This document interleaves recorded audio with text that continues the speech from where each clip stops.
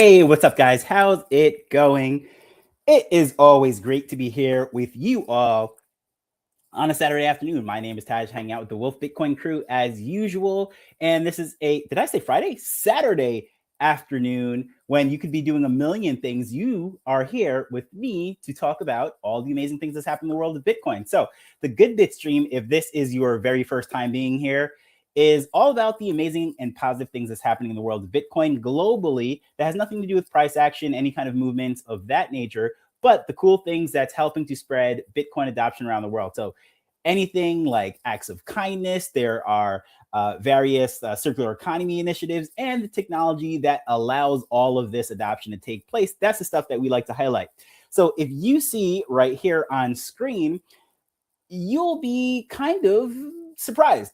Of all places to go to find a Bitcoin story, I'm going to LinkedIn, and that's where I found out about this. So, Save the Children, which is a charity foundation dedicated to helping the lives of children all around the world, what they have decided to do is start to accept Bitcoin as donations. Now, what's really interesting about this is a lot of times there's multiple ways. I've highlighted it on the show multiple times of how you can give to various charities. There's countless charities that you can give to that accept Bitcoin, and this is obviously one of them. But what makes this really, really interesting is they have locked their Bitcoin for 4 years. So when I first was hearing this, like, oh, Bitcoin is locked, I'm like, well, what's going on here?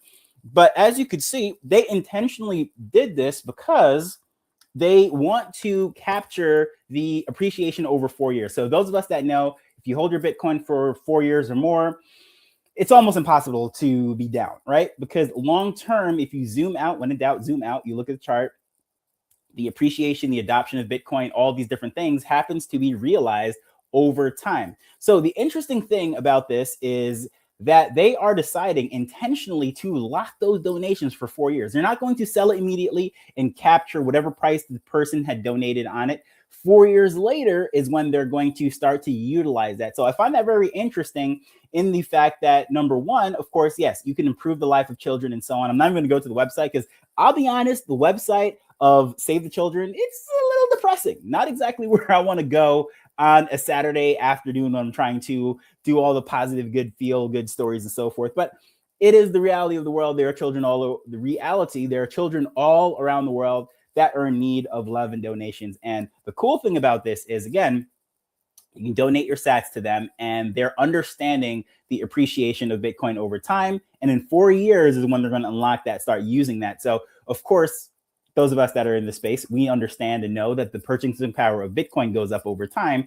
Therefore, they'll be able to impact and help more children over time. So they're spending their fiat donations as it's coming in, it's going out, but the Bitcoin locked for 4 years and will have a greater impact 4 years down the line. So I find that very interesting. Now, what really makes me start to think about this and look into this is what exactly are other charities going to do? Because we know that multiple charities accept Bitcoin. You can do this through multiple different ways. There's lots of websites that help you do those things. Highlighted them many times. And most times when I start off about some of these things, it's what people have done to donate their Bitcoin. But it makes me wonder exactly how many people or how many charities will start to lock that up for a period of time in order to get more appreciation and have greater impact. Those of us that know Warren Buffett, one of the famous things that he is famous for, yes, his wife, his first wife, I should say, always wanted to be a philanthropist. She wanted to donate this money. And of course, Warren Buffett was very good at making money.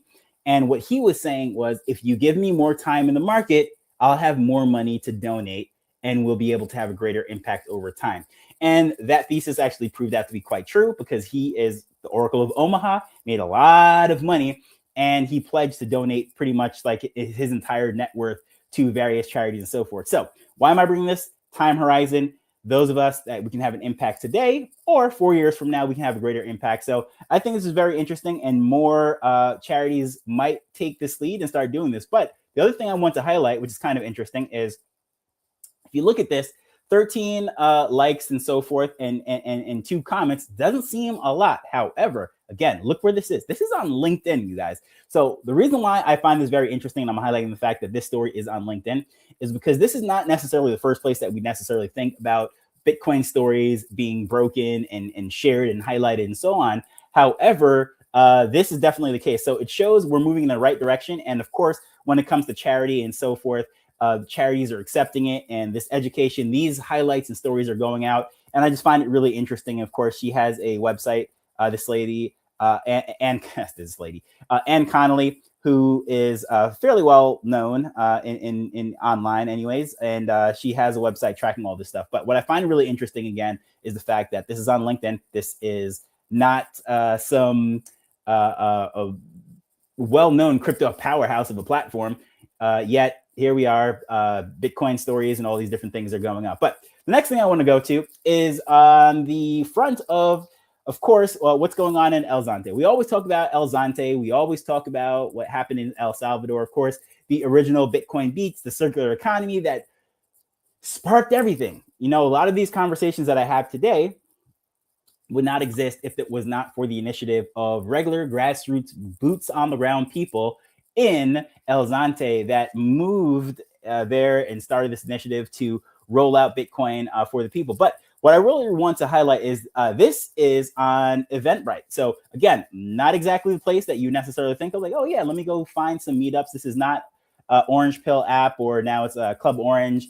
This is, you know, this is a regular everyday website where people are looking for events and so on. And right here, they're having the fourth meetup there in El Zonte, which took place the 24th. So this was yesterday. So really, I find it very interesting that they have this right here. They have multiple things, actually. So Bitcoin Beach, you can see they have 286 followers, 138 events. So this is something that's been very active for quite some time. 2 years on this particular page right here, but 2.5K, 2,500 attendees and so on. So the reason why I'm highlighting this, of course, is because here we go. This is a 4-hour meetup that was Bitcoin Beach there in El Salvador on Eventbrite.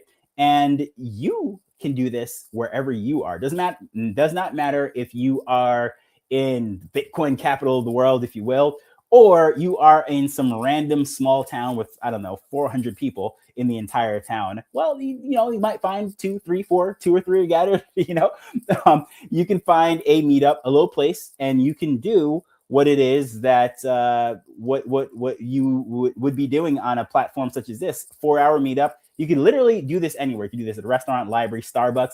I have done meetups in Starbucks. I've met various people, onboarded, gave out little worksheets.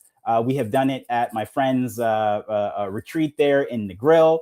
We have done it just at random spots, even in the parking lot, to be honest. I've met with people and onboarded them in the parking lot. My barber, I did this at his barbershop. So anyways, you can do this literally anywhere, but I just want to show you this because El Zonte, what we would call Bitcoin capital, the pioneer of all these circular economies and so forth, they're using Eventbrite. So nothing is stopping you from using one of these platforms. You could have free, you can use Facebook groups, you could use whatever it is that you use to communicate with people, forums, if you're still into those type of things. I remember back in the day, forums were the place to be. If you were in some sort of niche, like you had to be on a forum for whatever it was, whether it was e-commerce, online marketing, web design, of course, cryptography with the Bitcoin forums. It doesn't matter what kind of interest you had, that was the place to really gather with people online. But now there's so many different ways. There's school, there's various platforms, there's Discord, you name it. You can meet people, you can gather people, and all it takes is 1 or 2 people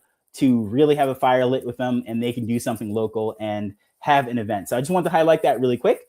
I find that very interesting. And again, you can just go there and look through Bitcoin Beach on Eventbrite, look to see what the other events are, how they structured it, and so on, because there's a lot of information about that. Or if you happen to be in El Salvador, just go hang out with them, check out one of their events. But brings us to, since we're talking about events and all this amazing stuff, and of course, I highlighted the Bitcoin conference last week there in Las Vegas. Of course, this is the big week. So those of you that have been hanging out with us and we've been talking about various things and we know that's coming up, that's going to be awesome. However, there's things that's happening globally. And this right here, which is I like to highlight, which is Bitcoin Day Panama. And again, I love going to Instagram for some of these stories because you just wouldn't expect that Instagram of all places is where I would be finding some of these stories. But it's just great to see, again, not necessarily on X, not on Nostr or some platform where you would expect to see this type of thing, But yes, here on Instagram, highlighting, of course, I scrolled down already. A circular economy requires that merchants, infrastructure, lightning rails, and the educated participants. Panama is doing that right here. So you can read all that. I'm not going to read everything for you, but they just literally just had this the other day. And what I find really interesting with this, if I go to the website, is that they had all of these amazing speakers, of course, that are on here. Again, I love these websites because each of them have like their local touch, showing you exactly, you know, the flair of the region and so on. Right here, you can see the map. You can see what's going on. Of course, those of you that don't know where Panama is, it is the skinniest part of the connecting bridge, if you will, between North America and South America. Goes to Central America, and like the thinnest part where the Panama Canal is, there is Panama, the country. And they had their conference there, so that right there is the map showing where Panama is. But really, what I wanted to take a look at this is, again, Panama hosted this thing, and if you look at like the various people, they had lawyers, they had people from banks, you had a lot of well-respected business people. And I find that really interesting because, again, CEOs of banks, right? You know, a lot of people are like, why are we celebrating banks? Why are we doing this? Like, why do we care? That's not what we came here for. But let me get to that for a second. As you can see here, the VPs, like, you know, these are CEOs. These are well-respected people within their regions, right? So consultants, you have all these other people. So you can go to the website and check out all these different things, CTOs, real estate entrepreneurs, and so forth. But the reason why I find this very, very interesting is a lot of people don't know this, but Panama is kind of like the gateway to a lot of Latin America. Now, depending where you are, like say if you're in the Caribbean, a lot of times if you look up flights, it connects through Copa or one of these South American airlines through Panama, right? So Panama is a hub. So a lot of, especially in the 80s, the early 90s, a lot of merchants would go there. They would buy their things wholesale, and then they would go back to various islands and different countries and so forth. So Panama is really, I guess you would say, a global connector for the entire region. So if you're in the Caribbean, if you are in South America, you are anywhere in this vicinity, really, it's like the Miami of the south of Miami, if you will, right? All the flights connect there. It is a huge hub for commerce and business. So huge business partners, of course, like I said, the Suez Canal. Where am I in the world, you guys? The Panama Canal has a lot of volume. So business, there's a lot of interest there. And because of this, a lot of conferences, whether it be dentists, it'll be, in this case, bankers and business people, they will go there. So it's huge to see the hub of the region, if you will, having something like this, because again, you might not care that bankers and lawyers and CEOs and CTOs and all of these various people are congregating to speak about Bitcoin, but it's very huge for the region. And it legitimizes, again, the space. Not that the space needs any more legitimacy, right? Everyone knows at this point, once you look at it, trillions of dollars at certain points, it's definitely over $1 trillion right now, have flowed and stayed in Bitcoin.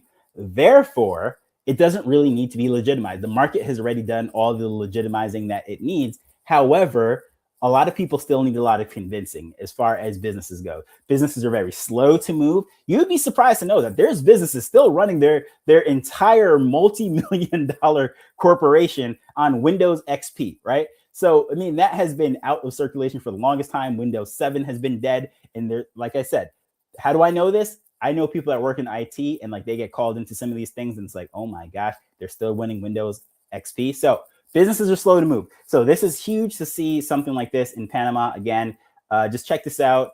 This has just passed. However, the information is up there. And just a little hack, you guys. So those of you that can't attend some of these conferences, one of the things to do if you want to connect with these people is just go to the speakers page. Then you check their profile. Okay, of course, that goes to LinkedIn, where I'm not logged in right now. Are these all on LinkedIn? It sure is. So I'm not logged in on LinkedIn with this one. Here we go, live on camera, right? So you just go to their thing, you check their profile, and you can connect with them.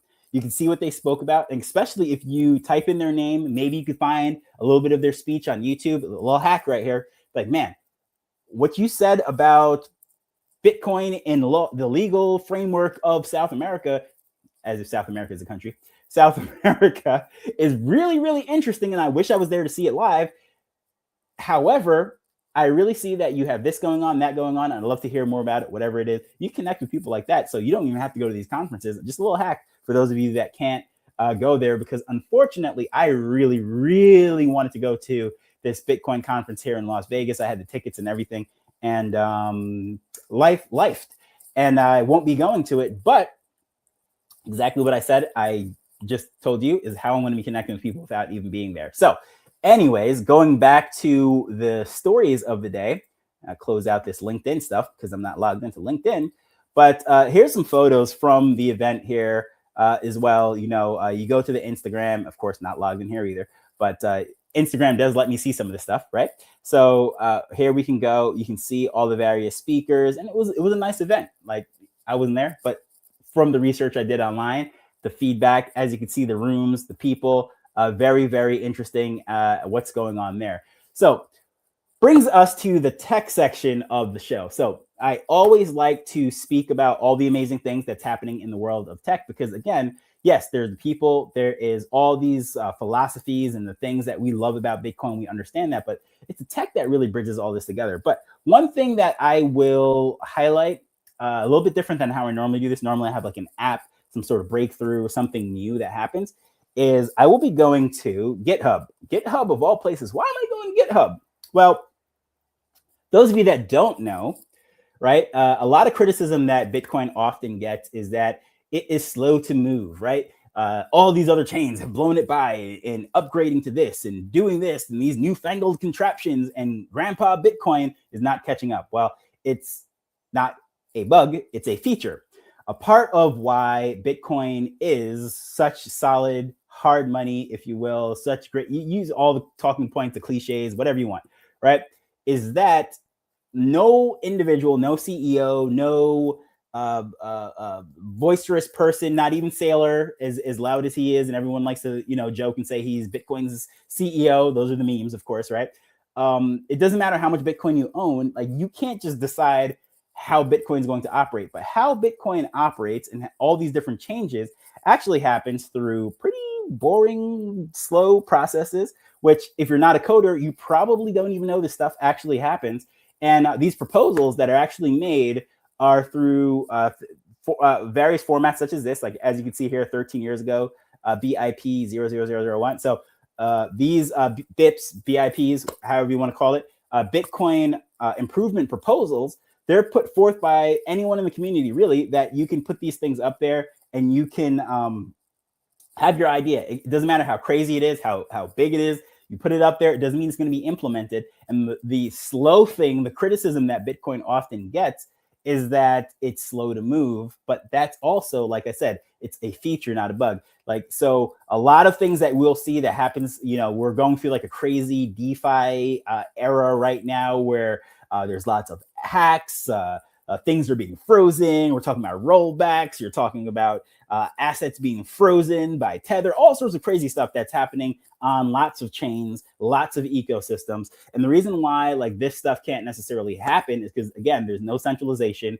there's no headquarters, there's no CEO, there's no compliance office. And when it comes to proposals and improving how Bitcoin operates and all these different things, this is how it has to go through. So you put the proposal out there, and again, you can look it up, just Bitcoin improvement proposals, how all of that process goes. I'm not going to kind of bore you with the whole thing, but it's a slow, arduous process. And as you can see, this is not a beautiful way of doing things, but this is how coders operate. So any kind of open source project. So, we always talk about open source software, open source AI, whatever it might be. You can actually go here, see how open source things are, look at their code and so on. Well, this is how the proposals are made. And then, of course, trying to get enough people on the network to actually agree to a proposal is why it is a slow grandfathered process. If, the criticisms in many ways are true, but that is also why it's so unbreakable and so awesome at the same time too. So I would just highly recommend you check one out. And one thing that I will say, one that keeps coming up recently, let me see if I could find the 361. It should be on here. Let's see here. So of course, there's lots of talk right now about the quantum computers breaking everything. Here we go.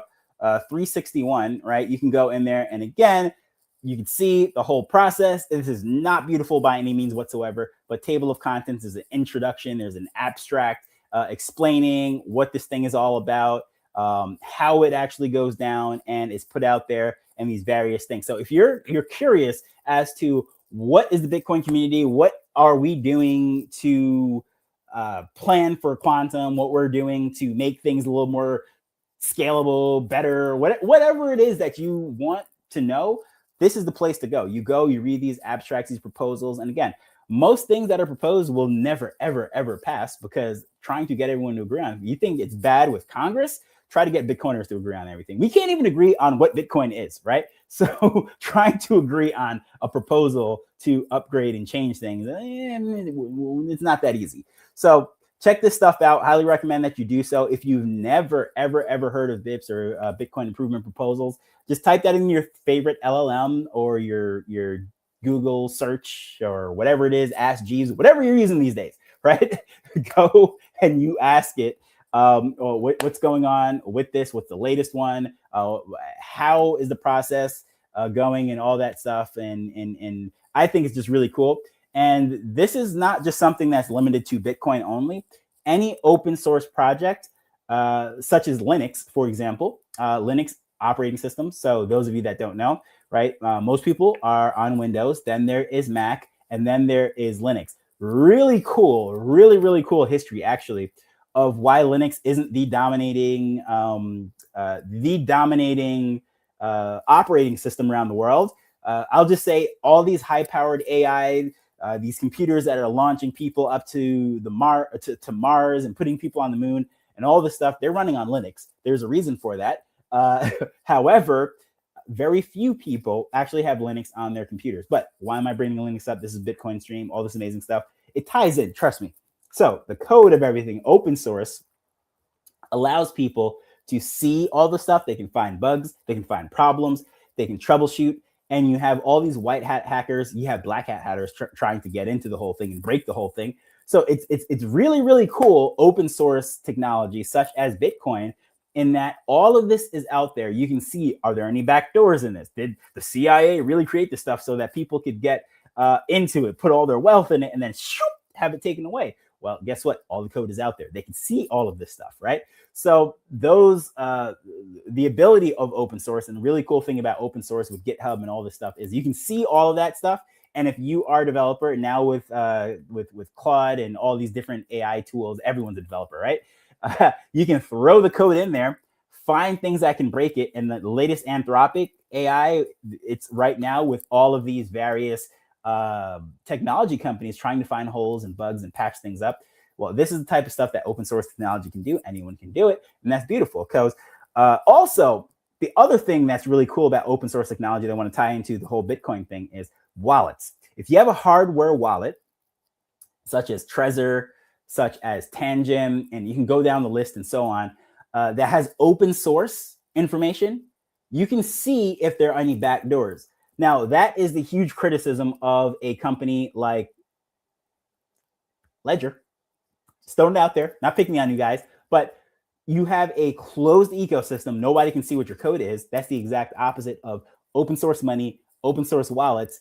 And that's one of the cool things about GitHubs. You can actually go in there, and Microsoft has AI that goes directly into GitHub too as well. So it's just really interesting that you can just really comb through everything. You don't have to be the most technical person. There's lots of help out there. There's ways to do that. But with that said, I just want to say, this is always my favorite part of the week. Honestly, I get to dive through all these amazing stories, these fun things that's happening in the world of Bitcoin. I get to highlight all this positive stuff. I get to share this stuff with you. And again, did I look at the chart? Did I talk about prices? No, there's amazing things that's happening in the world of Bitcoin. So whether it's a red day, a green day, a red week, a green week, it doesn't matter. Builder's market, bull market, whatever market it is, you can find amazing positive things and things to celebrate within Bitcoin. So if you like this stuff, I highly recommend and would appreciate it if you share this out with your friends. Tell them, hey, there is a stream highlighting some of the stuff that you probably never hear about,